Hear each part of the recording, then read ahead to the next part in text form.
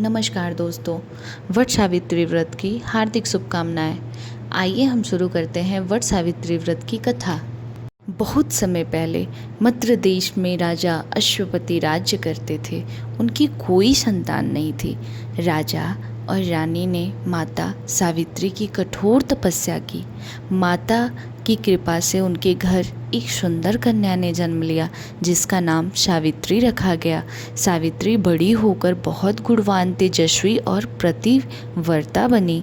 विवाह योग्य होने पर राजा ने कहा कि तुम स्वयं अपने लिए योग्य वर चुन लो। सावित्री वन में गई और वहाँ उन्होंने एक तपस्वी राजकुमार सत्यवान को देखा। सत्यवान बहुत धर्मात्मा, दयालु और सत्य बोलने वाला था। सावित्री ने मन ही मन उन्हें अपना पति मान लिया। जब सावित्री ने अपने पिता को सत्यवान के बारे में बताया, तभी महर्षि नारद वहाँ आए। नारद जी बोले, सत्यवान सभी गुणों से श्रेष्ठ है, लेकिन उनकी आयु बहुत कम है। विवाह के 1 वर्ष बाद उनकी मृत्यु निश्चित है।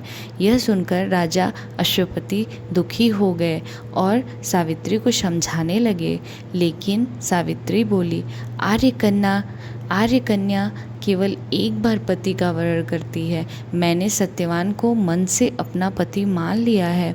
अंत में सावित्री और सत्यवान का विवाह हो गया। विवाह के बाद सावित्री अपने सास ससुर की सेवा करने लगी। समय बीतता गया और वह दिन भी पास आ गया जब सत्यवान की मृत्यु होनी थी।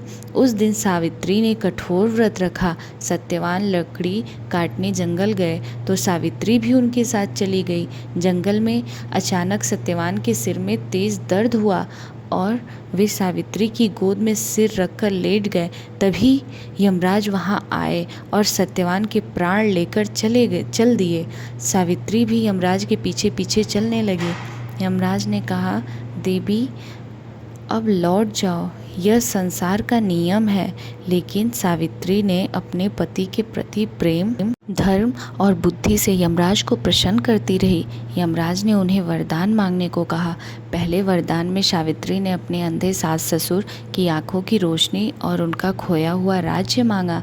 यमराज ने तथास्तु कहा। दूसरे वरदान में सावित्री ने अपने पिता के लिए 100 पुत्र मांगे। यमराज ने यह वरदान भी दे दिया। फिर यमराज आगे बढ़े। सावित्री अभी भी पीछे चलती रही। यमराज उनकी पतिव्रता शक्ति से बहुत प्रसन्न हुए और बोले, एक और वरदान मांगो। सावित्री ने कहा, मुझे सत्यवान से 100 पुत्र प्राप्त हो। यमराज तुरंत समझ गए कि बिना सत्यवान के यह वरदान पूरा नहीं हो सकता। उन्होंने सावित्री की अटल पतिव्रता, बुद्धि और भक्ति से प्रसन्न होकर सत्यवान के प्राण वापस लौटा दिए। सत्यवान जीवित हो गए। उनके माता पिता को नेत्र ज्योति और राज्य वापस मिल गया। इस प्रकार सावित्री ने अपने पतिव्रत, धर्म और भक्ति से अपने पति को मृत्यु के मुख से वापस ले आई। तो दोस्तों, कथा से क्या सीख मिली आपको? सच्चा प्रेम और पतिव्रता धर्म बहुत शक्तिशाली होता है। बुद्धि, धैर्य और भक्ति से बड़ी कठिनाइयाँ दूर हो सकती हैं। पति पत्नी का विश्वास और समर्पण जीवन की सबसे बड़ी शक्ति है। जय माता।